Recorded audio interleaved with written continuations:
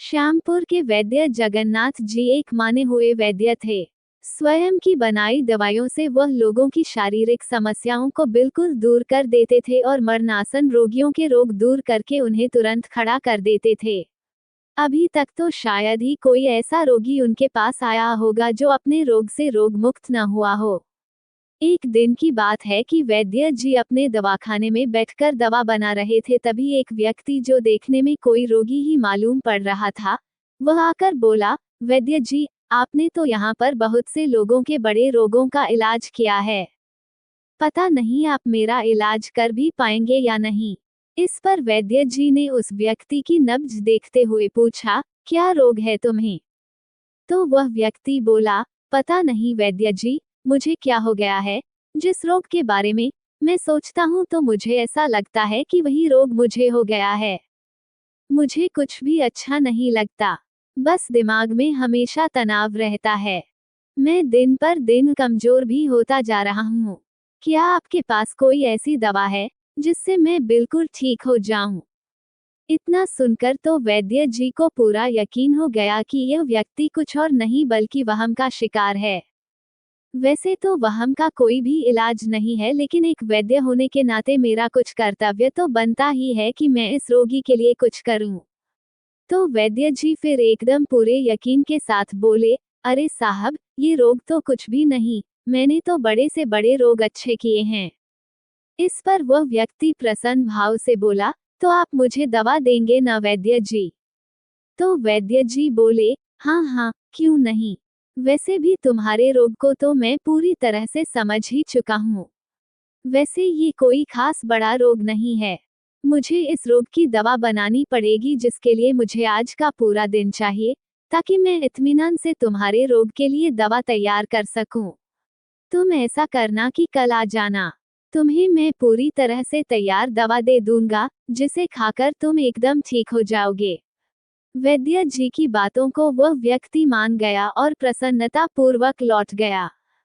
जब अगले दिन वह व्यक्ति वैद्य जी के पास आया तो वैद्य जी ने उसे कुछ दवाएं देते हुए कहा, जरा कुछ बातों का ध्यान रखना, दवाई समय समय पर खाना और जो मैंने इस पर्ची में परहेज लिखा है वो भी जरूर करना, नहीं तो तुम अच्छे नहीं हो पाओगे। तब वो व्यक्ति पूरी सहमति से बोला, मुझे तो अच्छा होना है वैद्य जी, इसके लिए आप जैसा भी बोलेंगे मैं वैसा ही करूंगा। ऐसा कहकर वो व्यक्ति दवा लेकर अपने घर को चला गया।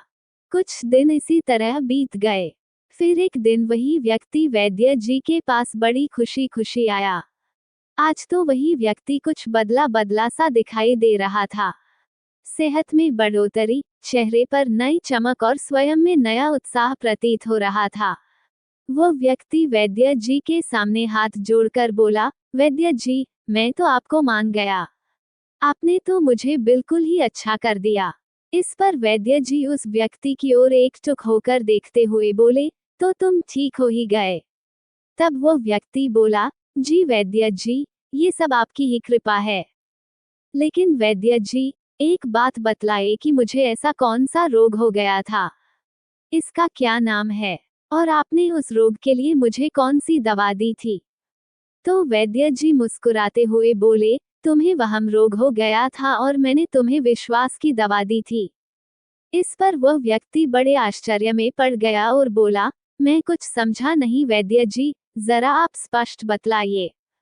तो वैद्य जी बोले, ऐसा है जनाब, तुम्हें कोई भी रोग नहीं था, बस तुम वहम के शिकार थे। इसी वहम के द्वारा तुम्हें छोटी मोटी तकलीफों ने घेर रखा था और तुम्हें कुछ भी अच्छा नहीं लगता था। तो उसकी वजह भी यही वहम था। इस वहम का वैसे तो कोई भी इलाज नहीं है। यदि कोई इलाज है भी तो वह है रोगी का दवा और दवा देने वाले पर पूर्ण विश्वास। तुम अच्छे तो उसी दिन हो गए थे जिस दिन तुम मेरे पास आए थे, क्योंकि उसी दिन मैंने तुम्हें ये पूरी तरह से विश्वास दिला दिया था कि मैं तुम्हें वास्तव में ठीक कर सकता हूँ। वह व्यक्ति वैद्य जी की तरफ बड़ी ध्यान पूर्वक देख रहा था। तब वैद्य जी ने अपनी बात पूरी करते हुए कहा, फिर मैंने तुमसे एक दिन का समय मांगा ताकि तुम्हें और अधिक विश्वास हो जाए कि मेरे पास वास्तव में इस रोग की दवा भी है। जब मैंने देखा कि तुम्हें पूरा विश्वास हो रहा है कि अब तुम मेरी दी हुई दवा के कारण बिल्कुल ठीक हो जाओगे, तो फिर मैंने ऐसा कहकर तुम्हारा विश्वास और भी अधिक पक्का कर दिया कि दवा समय पर खाना और पूरा परहेज करना। बस यही विश्वास की दवा मैंने तुमको दी थी। तब वो व्यक्ति बड़ी उत्सुकता से बोला, लेकिन वैद्य जी, जो आपने मुझे दवा खाने के लिए दी थी, वह क्या थी?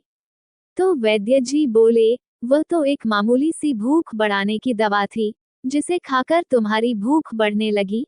जब भूख बढ़ी तो तुम्हारा मन प्रसन्न रहने लगा, फिर तुम्हें सब कुछ अच्छा लगने लगा और तुम्हारे दिमाग का तनाव भी खत्म हो गया जो इसी वहम के कारण उत्पन्न हुआ था। तुमने अपने आप को स्वस्थ महसूस किया तो तुम वास्तव में स्वस्थ हो गए। वैद्य जी की बातों को सुनकर वह व्यक्ति विनम्रता से हाथ जोड़कर बोला, आप बिल्कुल सच बोल रहे हो वैद्य जी, मैं वास्तव में वहम रोग का शिकार हो चुका था। मुझे इस वहम रोग से अच्छा करने के लिए जो आपने मुझे विश्वास की दवा दी, शायद उससे बेहतर मेरे लिए और कोई दवा हो ही नहीं सकती थी। आपका बहुत बहुत धन्यवाद वैद्य जी। ऐसा कहकर वो व्यक्ति प्रसन्नता पूर्वक अपने घर की तरफ चल दिया।